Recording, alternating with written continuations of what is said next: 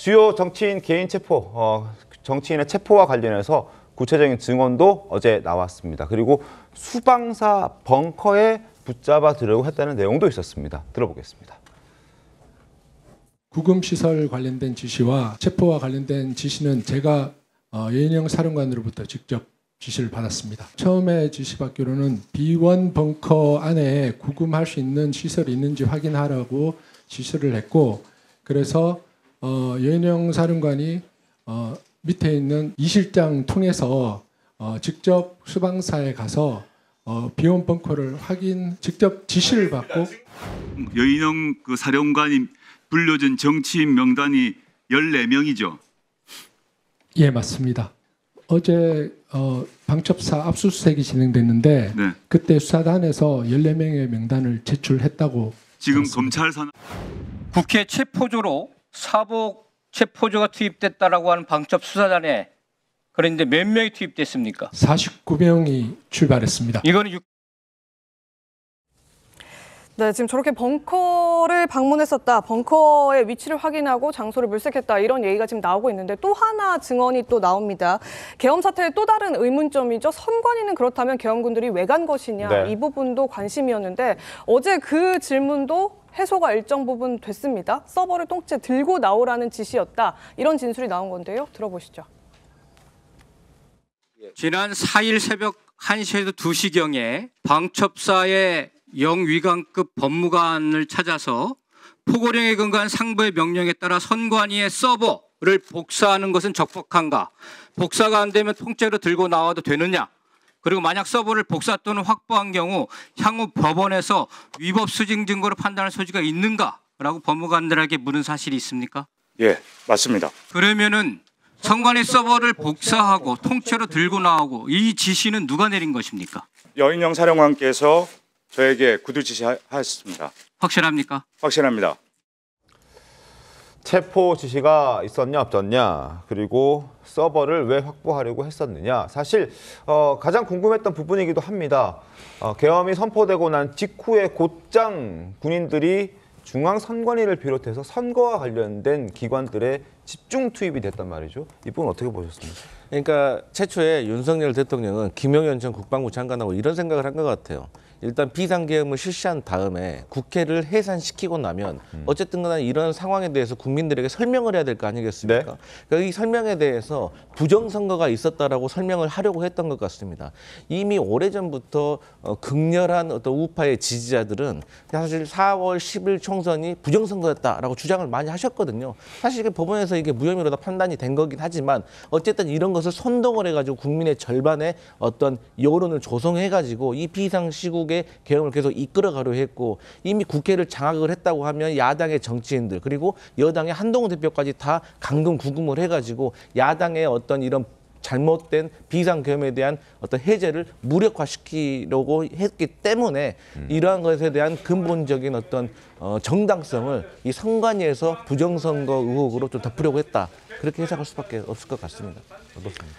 그 부정선거라기보다 2023년 10월경에 네. 정부 전체 보안점검 과정에서 선관위는 감사도 받지 않겠다고 하고 보안점검 대상이 아니라고 해서 아마 보안점검도 받지 않았던 모양입니다. 그래서 저도 뭐 전해 들은 이야기라서 정확한 사실관계는 확인하지 못했는데 당시 보안점검의 주무부처가 국정원이거든요. 네. 그래서 국정원에서 이 동일한 그 유사한 모델을 갖다 놓고 보안점검을 했는데 이 해킹이 너무 약하고 그 과정에 심지어는 비밀번호조차 뭐 1, 2, 3, 4, 5, 6 뭐 이런 식으로 정말 상식적으로 이해가지 않는 이런 보안 장치를 하고 있어서 그에 대해서 이게 해킹에 너무 취약하다.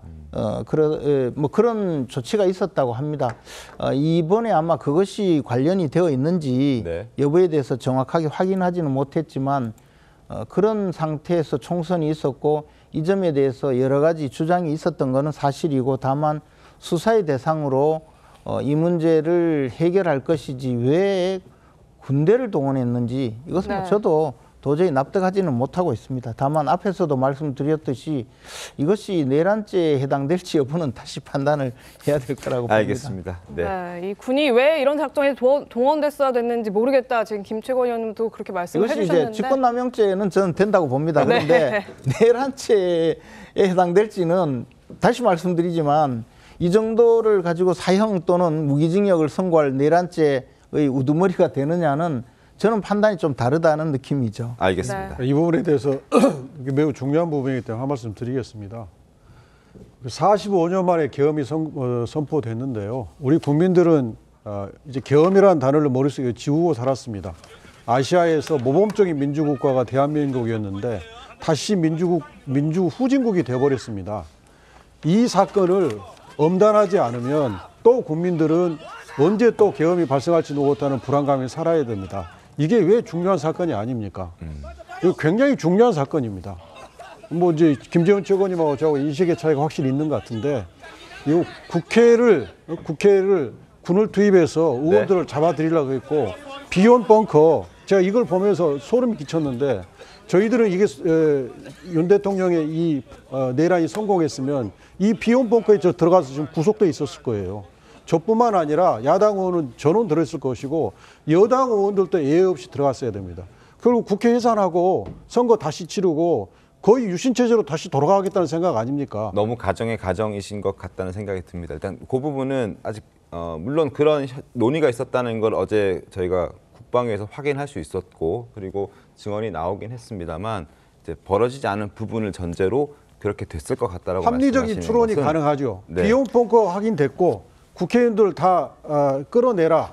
그다음에 방첩사에서 끌어낸 인원들을 거기에 거기에 뭐 거리 이동시켜서 네, 벙커로 이동시켜서 체포 지시 정황. 체포한다. 이게 다 확인됐는데 네. 그럼 합리적인 추론 아니에요. 아니 그 확인된 것은 전혀 사실이 아니고요. 제가 알기로는 비원 벙커를 왜 확인을 했느냐 여부에 대해서 앞으로 계엄이 진행이 되면 합동수사본부가 구성이 되어야 되고, 합동수사본부가 구성이 되었을 때 구금시설이 필요한지 여부, 그리고 구금시설은 어디에 둘 것인지, 그리고 구금시설로 비원 벙커가 활용 가능한지를 현장에서 확인하라는 그런 지시였다고 전해 들었습니다만은 저는 뭐 이것도 사실상 기능할 수 없다고 봅니다. 왜냐하면 말씀하신 대로 체포를 한다 하더라도 구속영장이 발부가 됩니까? 곧바로 48시간 내에 다시 그 법원에 구속영장이 있어야 되거든요. 그래서 알겠습니다. 저는 이런 내용 자체가, 이런 도상 연습 자체가 저는 좀 너무 엉터리라고 생각합니다. 제가 알겠습니다. 바로 안 들을 수밖에 없는 게, 어떤 5.18 때 해직 기자가 저한테 그런 말을 하더라고요. 이 내란죄의 쟁점에 대해서 말을 하면은 뭐라고 말씀드릴 수가 있냐면, 만약에 그날 비상계엄 국회에서 해제가 안 됐다면 지금 우리가 어떻게 하고 있을까? 방송할 수 없고 갇혀 있을 수도 있고, 그런 아주 상식적인 문제이기 때문에 나중에 따져볼 알겠습니다. 문제지만.